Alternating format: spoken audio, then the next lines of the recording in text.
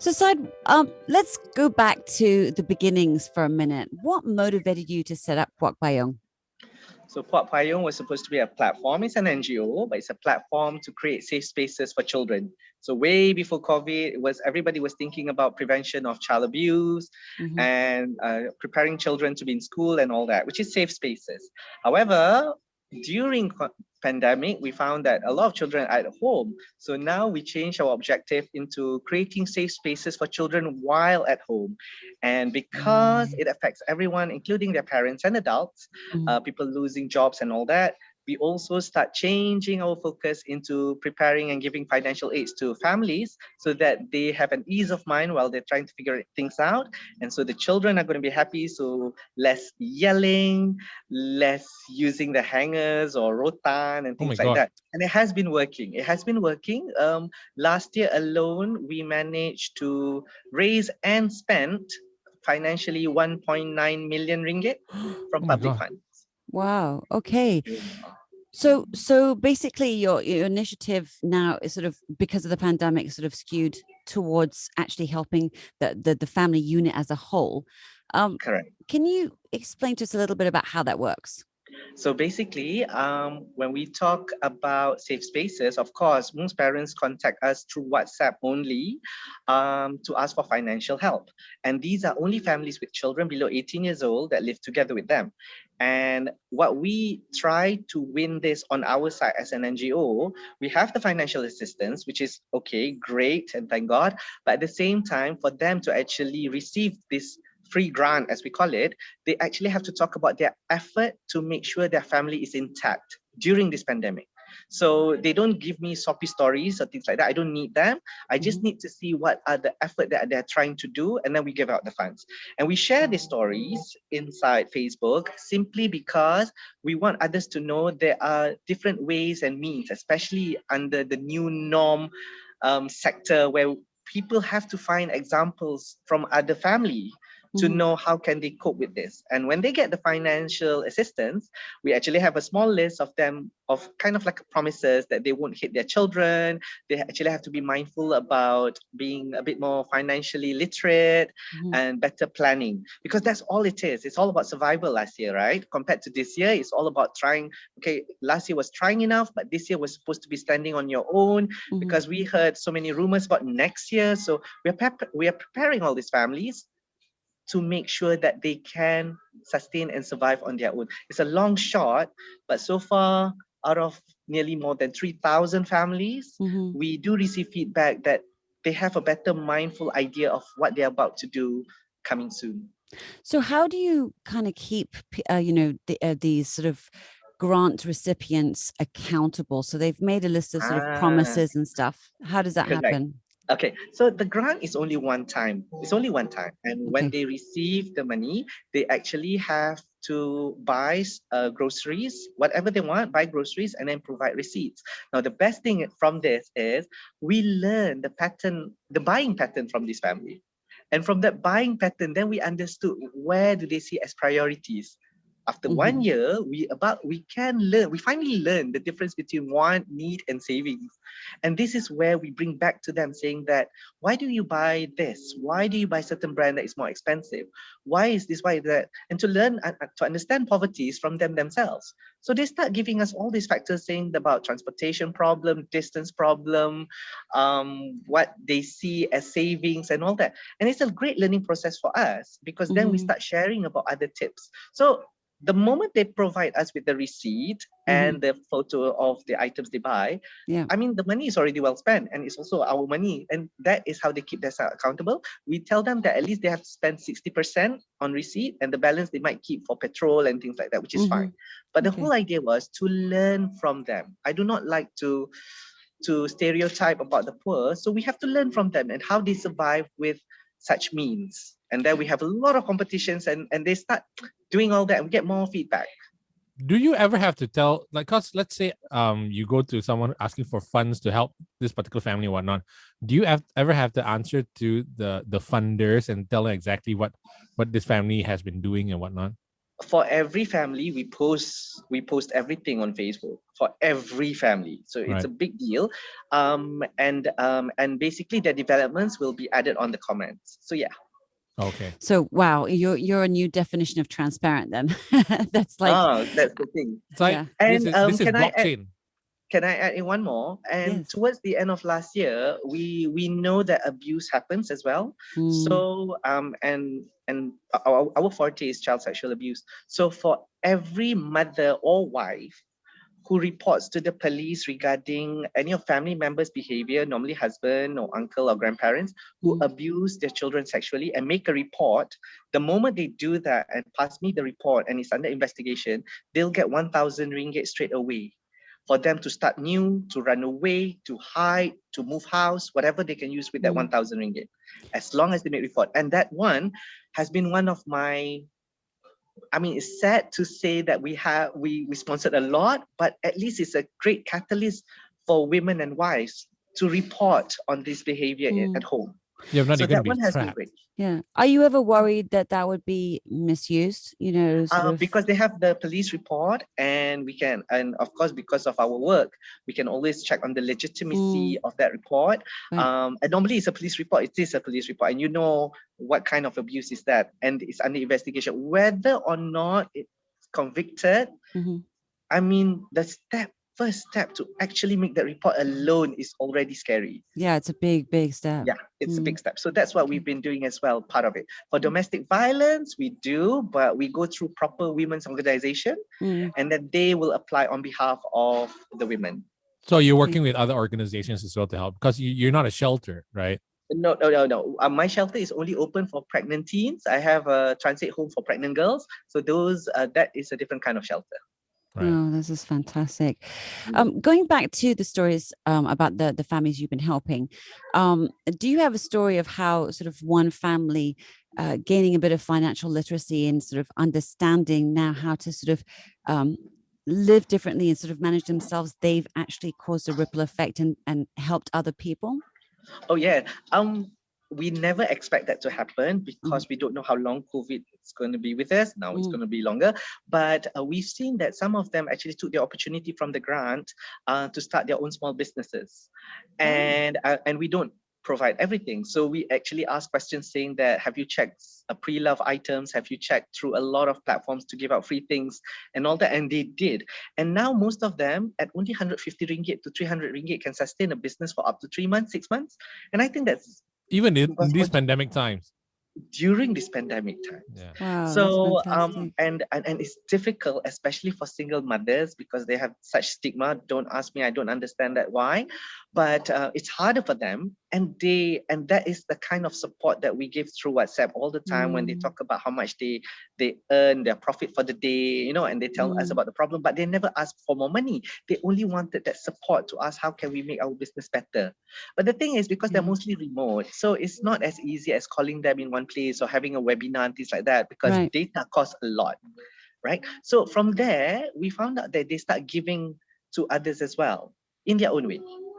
And that's fantastic. Yeah, so far it has been working. I do think that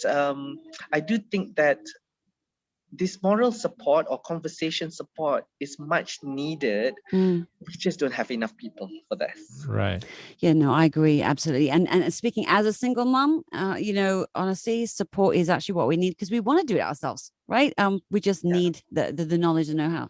Actually, were there any cases where you helped in the past year, maybe, or before that, where, because you had success stories, but then were there any that you helped out and then they're still kind of struggling and it's really hard because their story is a bit complex, it's a bit heart-wrenching?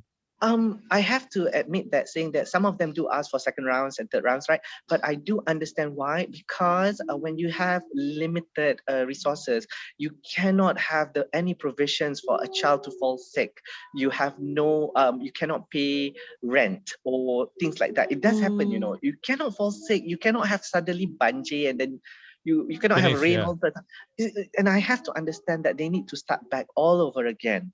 So that part does happen, but I think the best question to add on to this: were there any cheaters or people who lie about themselves or their stories? Yeah. Yeah, well, actually, there is about 10% of them, but because their photo is out there, their face is out there, so we tend to Right. get Right. the news from their kampung people saying that this is lying.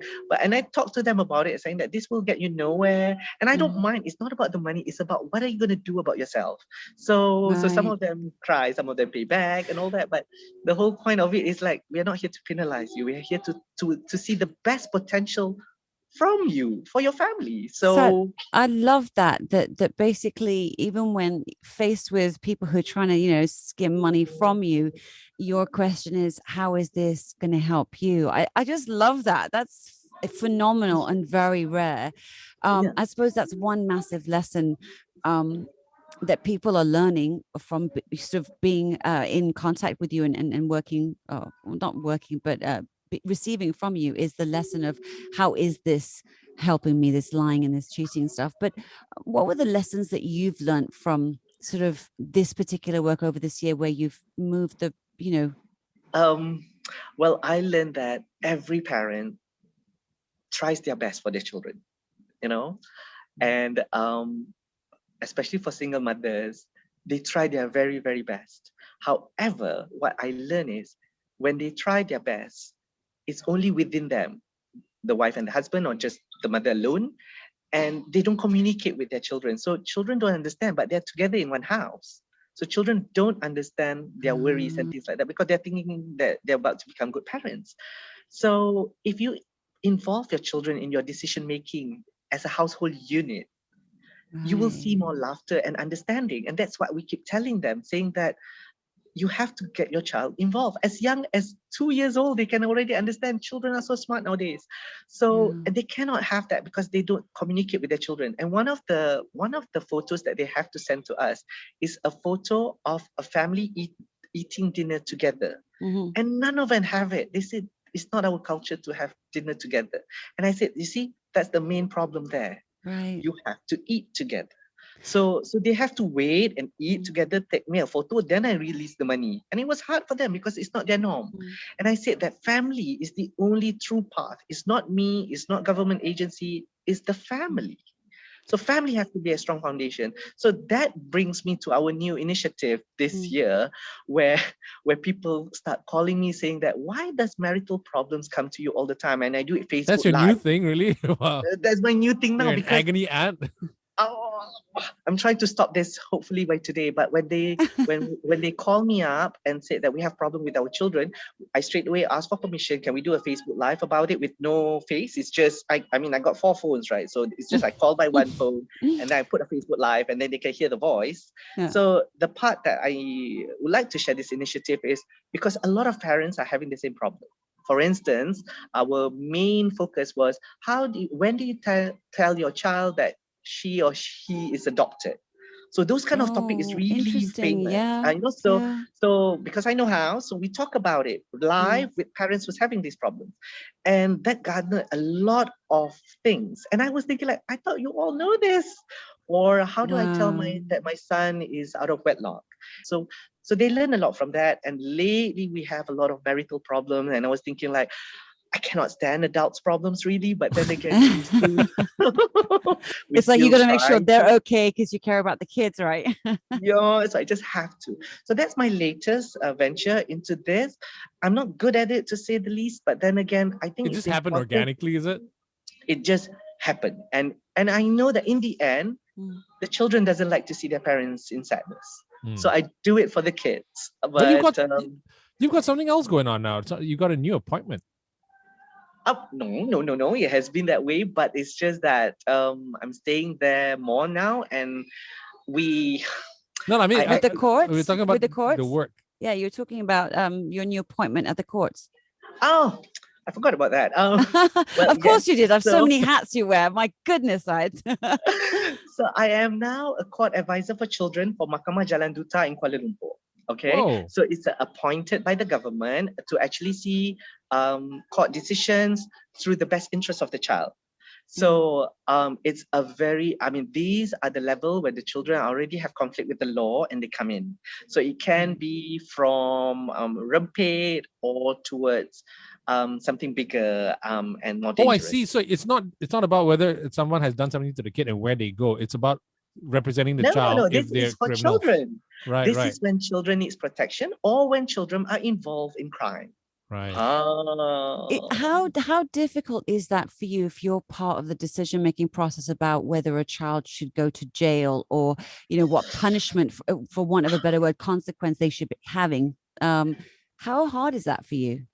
I do have sleepless nights on certain things that the magistrate decide. I do have that. But one of the things that I'm privileged is because we get to see the parents in court as well. So we can extend to a point that we can visit them at home to help the parents. Right. So, but the worst decision that I ever have to endure when parents have this right, where parents think that they cannot take care of their child because of their beyond control behavior, as they call it, and they can come to court to ask the court to take their child away and put in institutions. Wow. So That's happened? We do have that in our provisions actually in this country. Wow. And we do have a lot of parents applying for this. And that's the part that I feel sad all the time. And you know what's the sad part? And actually, I remember when you first talked about being a single mother years ago, I always, one of the best questions I like to ask towards this kind of parents is, because they have to name all the irrational behavior of their child, and that's the reason why they cannot take care of them. And I normally ask, tell me something good. Tell me one good thing about your daughter. And they said, I can't even remember. One, can't even do one. They cannot even remember, or they don't know, you know, they just give up. This is the reason why when PUAK Payong first started talking about safe space, you know, and when we start doing this with families, then we realize this is bigger than that. This is about communicating. And I will quote this: in Malaysia, parents no longer talk to their children at the age of 9. So how come they don't manifest their kind of behavior, right? So this is the part that I'm trying to fight. A lot of us are trying to fight for parents, and I think we need better parenting courses. I'm not saying that we need parenting courses. We need better parenting courses, and that's why I do it one-to-one with families, because I think every family is unique. But don't give up on your children. So can you imagine that the boy just sit there and when the court agrees to it, so like he's unwanted. What was one of the hardest cases for you, you know, where you sort of been in a situation? The hardest case is actually I think rape cases from children to children. Oh gosh, that's really hard. Because they don't know what so that was the hardest one, because it involved children, and the thing is, it was supposed to be more rehabilitative, right? I don't see that happening. It was supposed to be more rehabilitative for them, right? And we need to find way to rehabilitate our children. So a lot of people are trying, and this is it. And because of the emerging usage of handphones now, it has become more scary. It's too scary to me that it's not in court, but we receive report from parents saying that I stopped my internet access for my child after 10 p.m. and my child has tried to burn his room, or he tried to cut himself, you know, because of access to internet. What does that mean? I cannot even imagine what does that mean. So, but we've seen that cases. We've seen a lot of parents are crying out, you know, saying that I don't know what happened. Where are they that they start doing things like that? And they're not in court yet for this. And remember that I need to share this because of your audience. Children can only be in court if they have done something wrong with the law at the age of 10 and above, meaning that only 10 years and above, they can be called in court. Okay. So below 10 years old, let's say petty theft or lying or cheating, no, it was supposed to be handled outside of court. You cannot go inside court unless it's a big offense like murder, things like that. Okay. Now, where do they go? If we don't settle it before 10 years old, right? If we don't settle our children, like rehabilitate them earlier, they will just manifest more, and then by the time they're 13, it's too late already, right? And then that means you're losing them at a crucial stage. Correct. So that's why the court is great, I think, but oh no, the intervention way younger. It's more important. Something systemic needs to change. I think you know, I use this phrase a lot when it comes to sort of raising kids in this era. It's like swimming with sharks, and in a world we don't know because we never experienced that growing up, right? So many difficult things. But let's go back to you for a minute. You are a pharmacist by profession, right?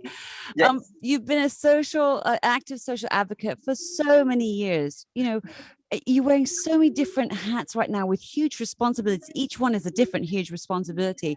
What prompted you in the beginning to make a difference in the lives of the less fortunate and children?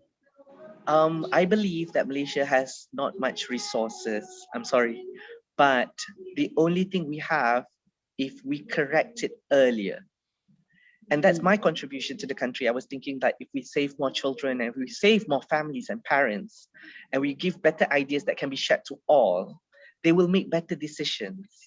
Once they make better decisions, I believe that I'm sorry, bigger words would be Malaysia will be great again. But to me, is we will have less of social ill problems, which is my main focus all the time. That was the only drive why I do this, why I want to save per family basis. I don't think of doing a big campaign nationwide because everybody's doing that. I believe that no, I'll take my time every day, 13 families per day. Focus on What? 13 families per day. That's a lot. Okay, let me ask you this, right? Syed, Yeah. when you were, what was the point where this became so important for you? What was the catalyst for you personally that suddenly you just thought, I've got to do something. I've got to be the one to do something because I can't bear this world the way it is? Because I think over the years, I've heard so many instances where parents are giving up on their child and their child doing actions that they don't understand and everybody just blame them.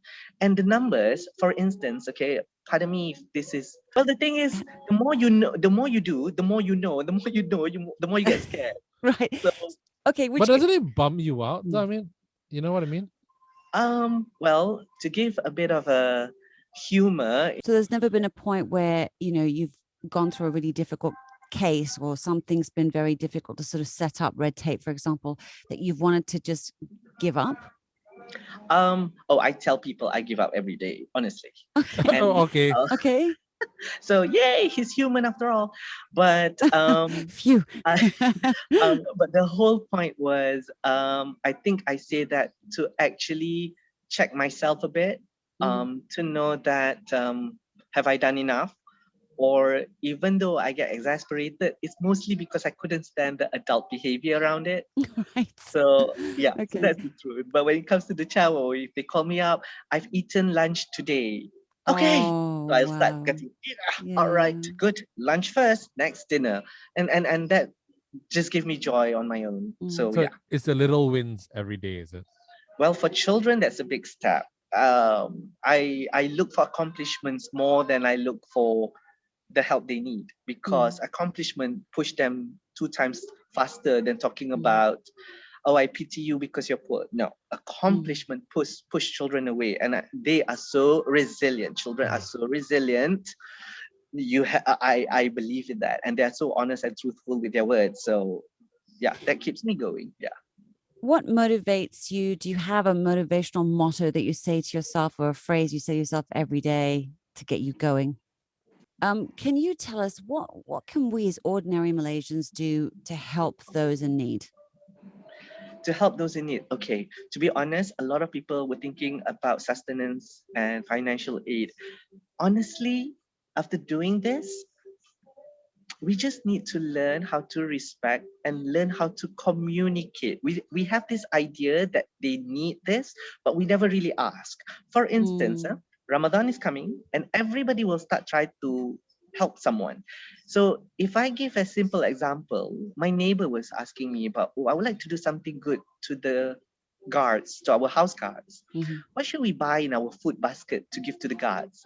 And I look at her and I say, nice, but why don't you ask them what they need? What they need? Honestly, we have to correct our way of communicating with everyone. Yeah. And when people say, what do you talk about? I will leave at this. Talk as if that's the, if you were, you don't talk to people so much, but leave at the end of a conversation, leave something good. Meaning that at the end of a conversation, just do something or say something that you won't regret. Just say something good at the end of it, because you'll never know when you get the chance again. And I have that always in mind. So that's why I think people always see me happy, because the last thing I want you to remember of me is a good conversation. Honestly, it does sound like, no, I would like to help the really poor. And when people ask me that again, I keep on saying that, who are you measuring up with when you say poor? Is it between you and him? Or your salary scale? No, I can be poor of people only see me with problem. Have anyone ever see me to ask me about me? Like, how are you, Syed? Because everybody asks me about case or about who to help. Right. But anybody, nampak tak? So my point again is, have conversation. Honestly, it will open avenues to other things that you will never see before. What's your advice to people who have the means but don't know where to start to actively do something? Interesting. To me, if you see something good that you like, continue support, even though you think, oh, they have enough. Or I look at them, they living in a fancy building, you know, but they work so hard to get that kind of standard, and it's great. If you like what they do, support them. If you have doubt, a little bit of it, then don't start. You know, because you will only create this little embellished feeling that so will don't grow. Okay. Yeah, and nobody's forcing you to do anything. That's true. If I can have a shout out, I will do this. If you want to do something different, support something within the arts, music, drama, theater, please. Producers, please support them, because they create an avenue that is therapeutic to my children. And we don't have enough because we have lack of funds. And when I say we, I know that I'm not in the arts or movies, whatever, but support them in any way, musicians, whoever. Please, there's a role in all this for our children. And don't just look into orphanage, single mother. Great, but be creative. Go to the zoo, for instance. I don't know. Try something new. Okay. Last question I have to ask you. What can we do for you today? How are you? What do you need, Syed, as a person, as a human being today? What do you need?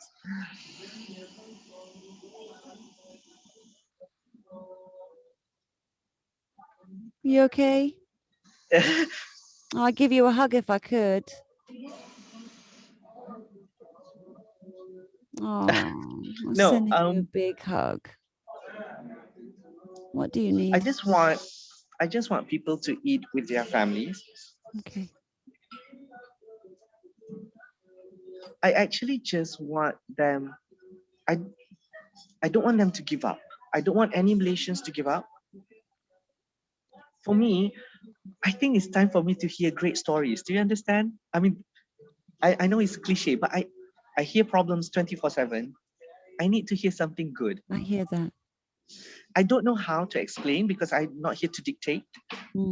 I need to hear something good and proud, you know, from any of that person. Tell me something good that changed you. Tell me something good about new norm that you see. For instance, I've started living with less. We did a lot of spring cleaning, and it liberates me from things. And when people ask me, what did you learn during COVID? I tend to be more liberated in a way that I don't need so many material things anymore. You know, or I value FaceTime or real face-to-face, because I don't know when else can I see you again. Yeah. And maybe because I'm 44 years old and I'm getting old, maybe. Please don't talk to us about being old here. You're younger than us, okay? but what people can do for me is actually to believe that we'll get through this, because I've seen hardship, real hardship, and they are not giving up. So the ones listening also, don't give up. Really, just don't give up on life. Don't give up on things. We know our suicide statistic is one person a day now. Yeah. Just don't give up. You know, and I love reading those stuff. I tell you, that's my biggest joy. Okay. This is the call out for Syed Azmi. Can we all just love blast him, send him messages, tag him somehow with a really good, hopeful, inspiring story? He just needs a bit of love to pump up his balloon today. Thank you for all the work you do. And we're sending you massive love right now and hugs. Yeah. Thank you. And I will have dinner with my son tonight and I will be thinking of you.